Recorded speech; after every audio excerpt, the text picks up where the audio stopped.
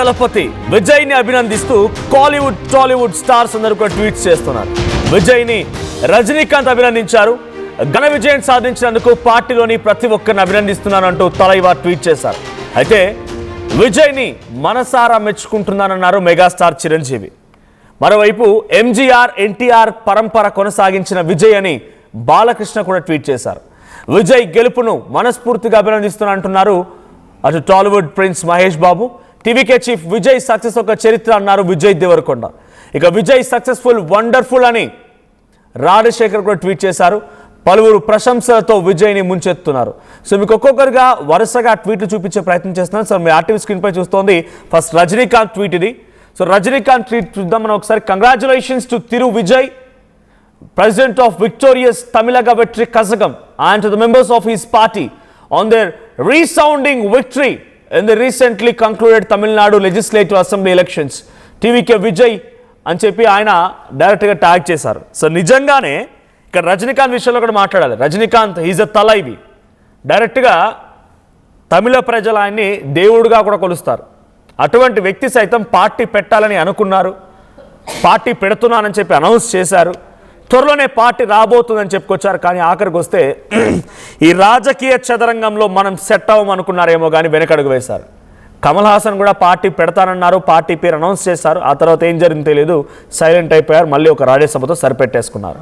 ఇలా ప్రతి ఒక్కరూ సాహసం చేద్దాం అనుకున్న వారే కానీ సాహసం చేసి సక్సెస్ అయిన వాళ్ళు ఎవరు లేరు.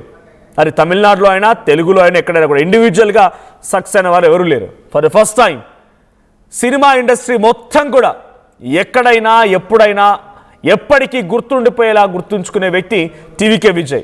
బికాజ్ మీరు అనుకోవచ్చు గతంలో ఎన్టీఆర్ కూడా ఉన్నారు కదా అని చెప్పి. ఎన్టీఆర్ కూడా తెలుగుదేశం పార్టీ అప్పుడు స్థాపించినప్పుడు అప్పుడు ఒక ఐడియాలజికల్గా తెలుగు వారి అస్తిత్వము, తెలుగు వారి కీర్తి అనే రకంగా, తెలుగు వారి ఆత్మగౌరవం అనే రకంగా అప్పుడు పార్టీ వచ్చింది. ఆయన వచ్చిన తర్వాత అఫ్కోర్స్ 1 year లోపే ఆయన ఎలక్షన్స్కి వెళ్ళారు, ఎలక్షన్ సక్సెస్ అయ్యారు, ముఖ్యమంత్రి అయ్యారు.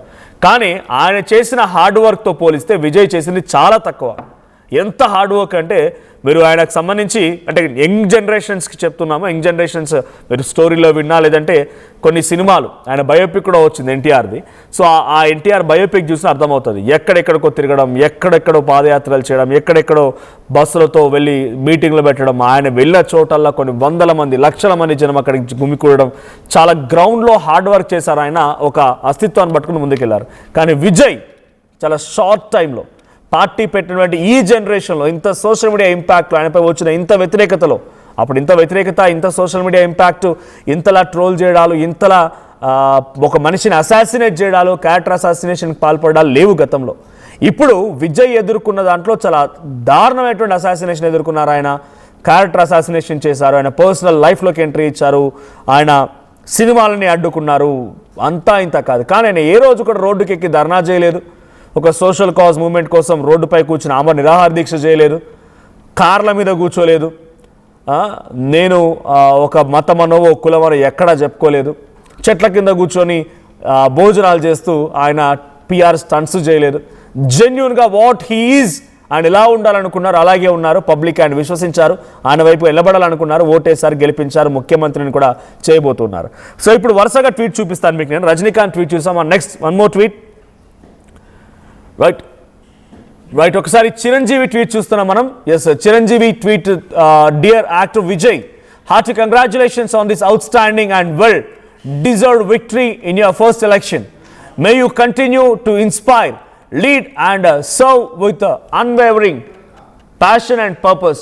My best wishes to you for your public service to the state of Tamil Nadu and its people. So గతంలో చిరంజీవి కూడా ప్రజారాజ్యం అనే పార్టీ పెట్టుకొచ్చారు. చాలామంది ప్రజారాజ్యం పార్టీ పెట్టినటువంటి తొలినాళ్ళలో తిరుపతిలో జరిగిన ఒకే ఒక్క సభను చూసిన తర్వాత చిరంజీవి తెలుగు రాష్ట్రాలకి, అప్పుడు ఉమ్మడి ఆంధ్రప్రదేశ్కి ఇక ముఖ్యమంత్రి అన్న చందంగా మారిపోయింది. లిటరల్లీ ఎవరు కూడా ఆయన ఈ రకంగా ఒక ఫెయిల్ అవుతారు, పొలిటికల్గా మళ్ళీ బ్యాక్ స్టెప్ వేస్తారని ఎవరు అనుకోలేదు. చిరంజీవి ప్రజారాజ్యంతో ఒక విజయం సాధించబోతున్నారు, ముఖ్యమంత్రి అన్నట్టుగా మారిపోయింది. అది సినిమా స్టార్లకు ఉన్నటువంటి స్టార్డమ్ ఈజీగా పబ్లిక్లో రికగ్నైజేషన్ వస్తుంది. ఆల్రెడీ కొంత గుర్తింపు ఉంది కాబట్టి పబ్లిక్ ఈజీగా యాక్సెబుల్గా అంటే గుర్తుపట్టగలుగుతారు. ఆ తర్వాత ఆయన వచ్చారంటే ఆయన చూడడం కోసం కొన్ని లక్షల మంది ఎగబడతారు. కానీ ఆయనకు చివరాఖరిన ఆయనకి ఓట్ల రూపంలో మరలేదని, ఆ తర్వాత అతి తక్కువ కాలంలోనే పార్టీని విలీనం చేయడం, తర్వాత కేంద్ర మంత్రి సరిపెట్టుకోవడం, కేంద్ర మంత్రి పదవి అయిపోగానే ఇక పాలిటిక్స్కి గుడ్ బై చెప్పి మళ్ళీ సినిమాల్లోకి వెళ్ళిపోవడం. ఆ తర్వాత ఇంకో ట్వీట్ చూపిస్తున్నాను. ఇక్కడ తెలుగులో ప్రజారాజ్యం సక్సెస్ అవ్వలేదు, కానీ మరొక ట్వీట్ బాలకృష్ణ, నందమూరి బాలకృష్ణ చేసిన ట్వీట్ చూస్తున్నాం.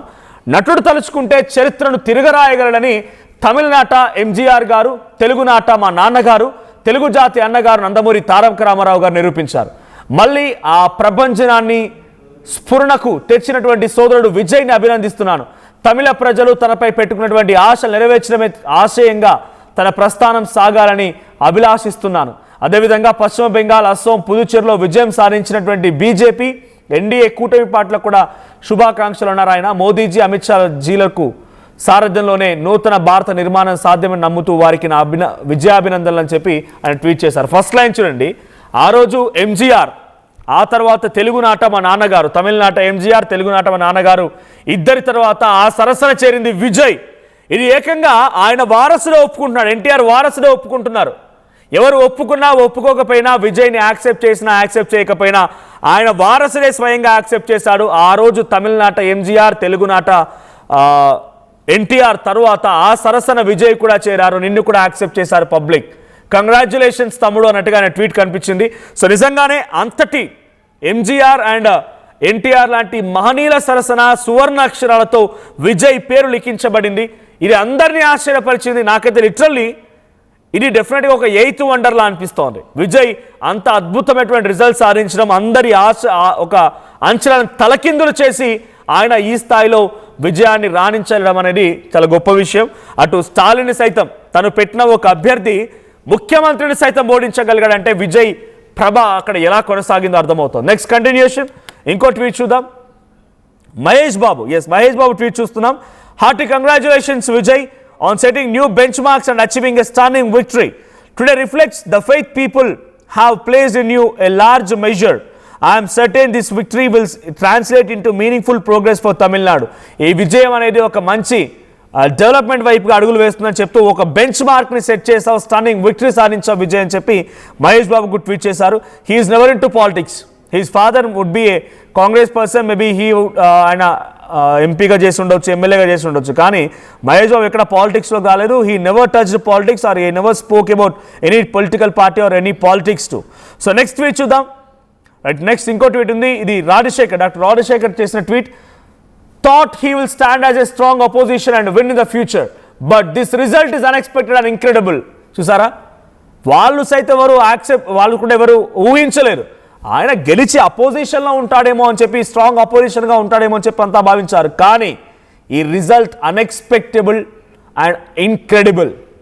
Congratulations on the monumental result so far Vijay, god bless you అని చెప్పి డాక్టర్ రాజశేఖర్ కూడా ట్వీట్ చేశారు.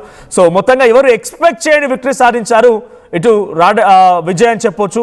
Unexpected victory. Finally Vijay Deverakonda tweet కూడా చూద్దాం. So actor Vijay garu, my admiration and congratulations to the people of Tamil Nadu for turning up so strongly to vote and take a stand for themselves. Wishing all the people of Tamil Nadu and the new CM all prosperity and collective growth.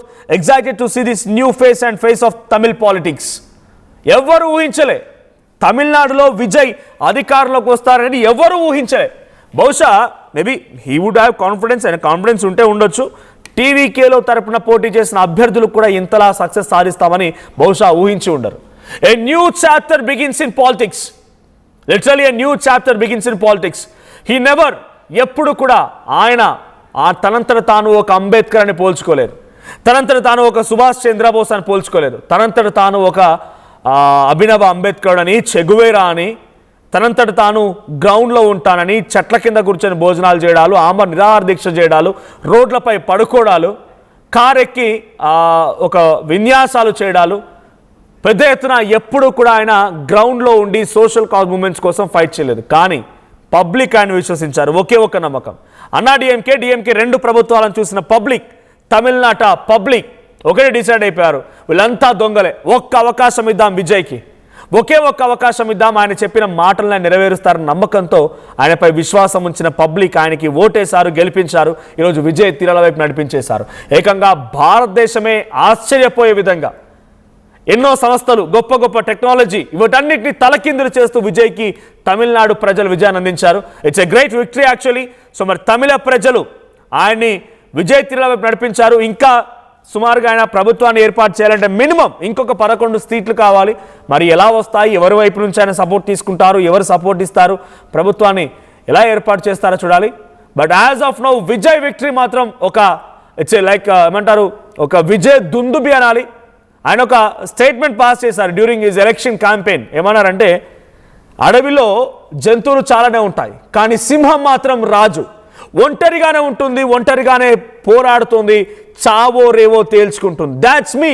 ప్రతి నియోజకవర్గంలో నేనే మీ అభ్యర్థి, విజయే మీ అభ్యర్థి అని గుర్తుపెట్టుకోండి. లేండి, మీరు డెఫినెట్గా ఏప్రిల్ 23న లేచి ప్రతి ఒక్కరు ఓటర్ కార్డు చేతిలో పట్టుకొని ఓటు వేయండి అని చెప్పి ఆయన మాట్లాడిన మాటలు ఇప్పటికీ బహుశా తమిళనాట ప్రజల్లో చెవిలో ప్రతిధ్వనిస్తున్నాయేమో. అందుకే ఆయన విజయాన్ని సాధించారు. బట్ చూద్దాం ఏం జరుగుద్ది. ఇంకా political scenario just 11 seats far away. But ఎటువంటి సపోర్ట్ ఇస్తోంది Congress, PMK, CPM, CPI, VCK, DMDK parties అనేది చూడాలి. సో బట్ ఎనీహౌ తమిళనాడులో ముఖ్యమంత్రి అభ్యర్థిగా ప్రమాణ స్వీకారం చేయబోయేది ఆయనే. విజయ్ అనే నేను తమిళనాట ముఖ్యమంత్రిగా ప్రమాణ స్వీకారం చేస్తున్నటువంటి ఈ పదం కోసం ఆయన ఫ్యాన్స్ చాలా ఉత్కంఠగా ఎదురు చూస్తున్నారు. అయితే చాలా వరకు సోషల్ మీడియాలో నేను చూసినప్పుడు, సో గతంలో సినిమా స్టార్లు పెట్టినటువంటి పొలిటికల్ పార్టీలకి ఆయన ఫ్యాన్స్ కూడా చాలాసార్లు తోడయ్యారు, యాజ్ లైక్ ఎన్టీఆర్, ఎంజీఆర్. కానీ ఆ తర్వాత ఈ జనరేషన్లో 20స్లో వచ్చినటువంటి పార్టీస్కి ప్రజారాజ్యం కానీ, పవన్ కళ్యాణ్, జనసేన కానీ, ఈ పార్టీలకి సినిమా స్టార్లు కమల్ హాసన్ కూడా ఈ పార్టీలు పెట్టినటువంటి పార్టీలకి ఆయన ఫ్యాన్స్ ఏమాత్రం తోడ్పాటు అందించలేకపోయారు, సక్సెస్ కాలేకపోయారు ఆ స్టార్లు కూడా. కానీ విజయ్ మాత్రం తన ఫ్యాన్స్ ఎంతలా అంటే నిజంగా ఆయనకు ఫ్యాన్స్ అసోసియేషన్ ఉంది, అనేక చారిటీ కార్యక్రమాలు, సర్వీస్ ఓరియంటెడ్ కార్యక్రమాలు కూడా ఆ ఫ్యాన్స్ అసోసియేషన్ ద్వారా చేపట్టారు. ఆయన ఫ్యాన్స్ ఎంత అద్భుతంగా ఇక్కడ ఈ ఎలక్షన్లో పనిచేయగలిగారు అని అంటే దీనికి తోడు చాలా అంశాలు విజయ్ గెలుపులో విజయ్ ఫ్యాన్స్, ప్రశాంత్ కిషోర్ స్ట్రాటజీ చాలా వర్కౌట్ అయ్యాయి. ఫైనల్లీ విజయ్ని విజయ్ తీరాల వైపు నడిపించాయి. సో విజయ్ గెలుపుని మీరు ఎలా చూస్తారు, కామెంట్ చేయండి.